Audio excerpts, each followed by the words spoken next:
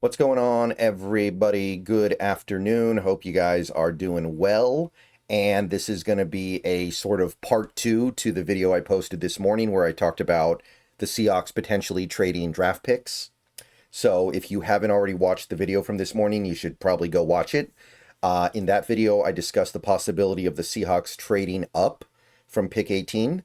So now we're going to do the opposite. We're going to talk about trading down from pick 18. We're going to start with talking about trading a little bit down and then a decent amount down, and then we're going to go way down. So let's think about a few scenarios here. The first scenario would be the Seahawks, they're picking at 18, and they have 3 or 4 players they really like, and they're comfortable getting all of them. Like maybe you get down to pick 18, and you're like, okay, we've got Mykel Williams, we've got Malachi Starks, we've got Kelvin Banks, we've got Nick Amanwari. Those guys are all there at pick 18. And you're like, we like all 4 of those guys. We don't care who we get. We don't feel the need to force ourselves to pick one of them because we like all 4 of them so much. So let's trade down a couple of spots, and if those players that we really like go before we pick again, then we'll just pick one of the ones that is still there, because we know at least one of them will be there because we're only trading back a few spots. So let's say the Seahawks want to trade back from 18 with Denver. Remember, Denver's there at 20. So this would be pretty straightforward, right? You trade 18 to Denver. Denver gives you 20 back. So there's a 50-point discrepancy, and you make that up with Denver's 4th round pick. 122, worth 50 points. It's spot on. And maybe if Denver wants to come up, maybe Denver's there thinking like, oh my God, we got to get Colston Loveland or something like that. Then, excuse me, maybe you can get Denver to throw in like a 6th round pick or something. Or, I don't know, maybe even a 5th round pick. Who knows? It depends on how much they want to move up. Now, on the Rich Hill model, we have the same thing, except Seattle throws in a 7th round pick worth 3 points to balance out the equation. So Seattle gives up 18 and 223. Denver gives up 20 and 122. So basically the same trade, just a tiny little adjustment to what Seattle throws in to somewhat equalize the trade, to make it at least close, within 2 points in terms of value. Okay, so let's move down one more pick. What's the difference between going from 20 to 21? Because again, let's say you're sitting there and you've got 4 players you like. You can move back to 21 and know you're going to get at least one of those 4 players. Like, again, if it's something like Ken Grant, when I did the the creator mock draft on Bleacher Report, when my pick came up, I had Mykel Williams, I had Kelvin Banks, I had Malachi Starks, and I had Kenneth Grant there. I could have picked any of those 4 guys and been pretty happy with it, and it's possible this team looks at all 4 of those guys and they're like, we're fine either way. So what if they decide to go the route of let's just take whoever's left because we don't care. We'd rather get the extra value. So trade back with the Steelers. They pick at 21. Maybe they want to move up for something. Maybe they want to make sure they get Jackson Dart or something. Who knows? But Seattle gives up 18. Pittsburgh gives up 21. And in order to move up 3 spots, Pittsburgh gives up 175. I'm sorry, 83. Excuse me. 175 is the point value, but they give up 83, which is a middle 3rd round pick. Now, obviously, that's too much. So Seattle offsets this by sending back a 4th rounder, 137, worth 37.5 points. It's still not equal. So this would definitely be a situation where Pittsburgh needs to really covet the move up. They have to have something at 18 they really want. Maybe you throw in Sam Howell. Maybe you throw in some other pick to equalize this a little bit.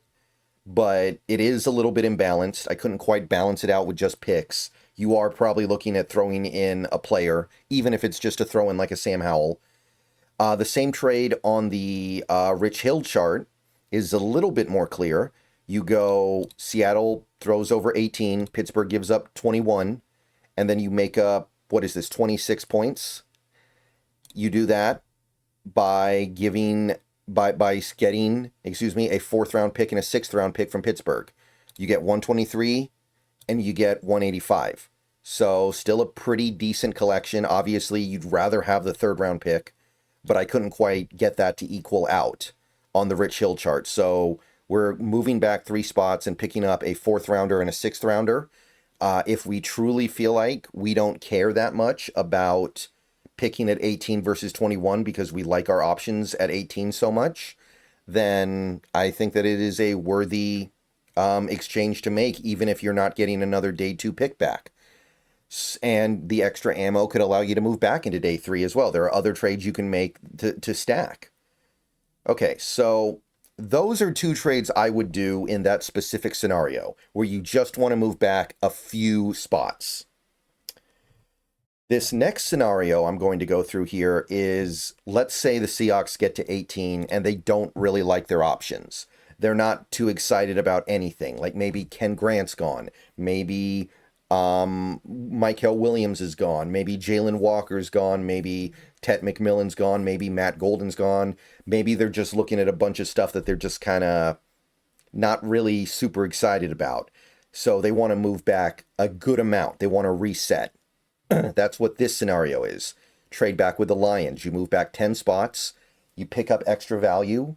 And then you reset. You basically reevaluate at pick 28, and then you're like, maybe I'll feel better about the pick that I can make at 28. Maybe we'll end up with a scenario that I feel a little bit better about.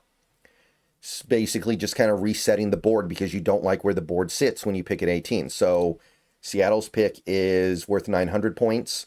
Lions' 28th overall pick is worth 660, so we're making up 240 points. Detroit's second round pick, number 60 overall, is worth 300. We're going to offset that a little bit by throwing in our fourth round pick, which is 37.5. Detroit is still giving up more than they're getting, but again, often when you move up, you give up more than you get. That's the nature of these trades.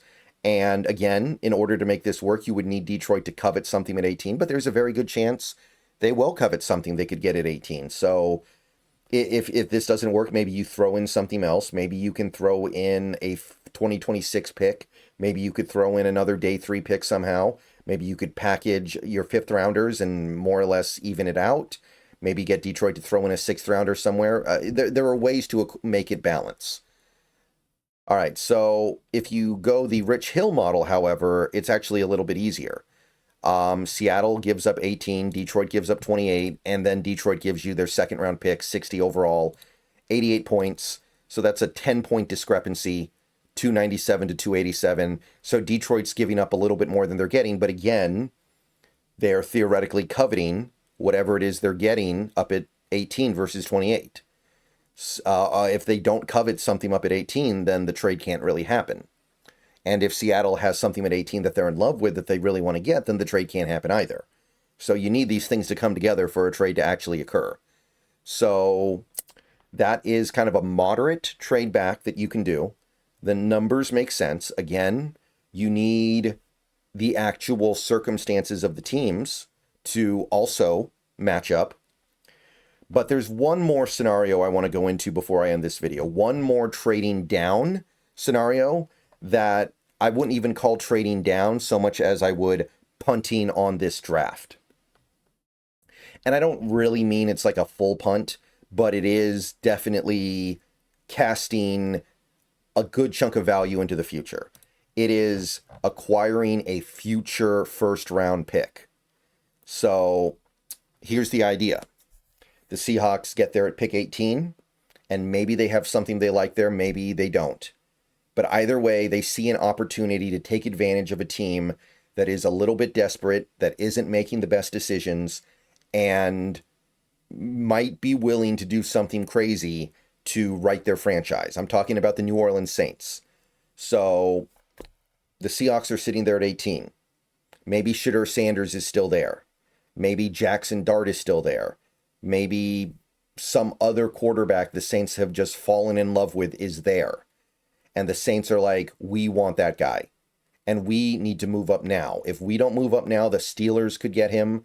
A couple other teams near the bottom of the first round could get him. Another team could trade up to get him. So we're going to swing up and trade with the Seahawks and get the 18th pick so we can get that quarterback.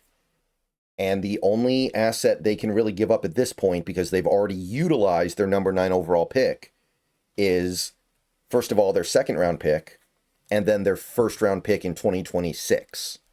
Now, there are a few other teams you could do this with, but I think the Saints are the best candidate if you're trying to get something good to happen.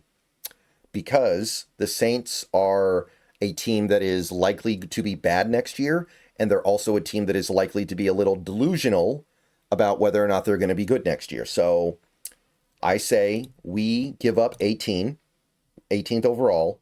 The Saints give us 40, so that's their second round pick, 40th overall. And we pick up a 2026 first round pick. Now, what is a 2026 first round pick worth? Rule of thumb is that a first round pick next year is worth a second round pick this year. You bump the value down by 1 round for every year you push the pick out. So a 4th round pick next year is worth a 5th round pick right now. So the first that we get for next year is worth a second right now. Which second round pick? Let's just say it's the median second round pick, which is 415 points. That's almost perfect. We give up 900, we get back 915. So we win the trade by 15 points. And remember, the Saints are going to be driving this theoretically. They're the team that wants the quarterback. So therefore, you should be winning the trade anyway. So it comes out almost perfectly. That 2026 first round pick is worth an average second round pick. And if the Saints are below average, you're doing really well. The Rich Hill model, similar. You give up 18, worth 287. They give up 40, worth 149. So you're making up, 138 points of value. And most of that is taken up by the 2026 first round pick, which is again worth a middling second round pick in 2025. And then you're also getting them to throw in their 4th round pick because you need to be winning this trade because it's the Saints that want to do this. So you're getting them to also throw in their 4th round pick at 112, and that makes things pretty close. Maybe you have to throw in like a late round pick to at least get this a little bit closer, but I think you can see the general direction I'm trying to take this. So either way, you now own the Saints 2026 first round pick. And I think the Saints are the perfect mix of likely to be bad and likely to be delusional about the fact that they're probably going to be bad. If you could get the first round pick of a team that has a lot of very injury prone players, may not have their quarterback in 2025, maybe starting guys like Spencer Rattler or a rookie, Jackson Dart or Shadur Sanders at quarterback, then I think that's an opportunity you jump on, even though you're giving up on stuff in the present, because let's face it, I think 2026's draft class is likely going to be better than 2025's. I think that getting an extra first in 2026 would be worth more than using the Pitt first round pick now. But the opportunity has to actually come. All right, I'll see you guys later. Go Hawks. Let me know what you think. Those are the scenarios as I can lay them down. Very good chance none of this happens, but I just wanted to give a rough idea of what trades look like in terms of just the raw pick value. All right, everybody have a good rest of your day. Go Hawks. Check out the VOD that I did with the Hawks Nest if you weren't there for the stream. And see you guys tomorrow. Might stream on Twitch tonight. Go Hawks.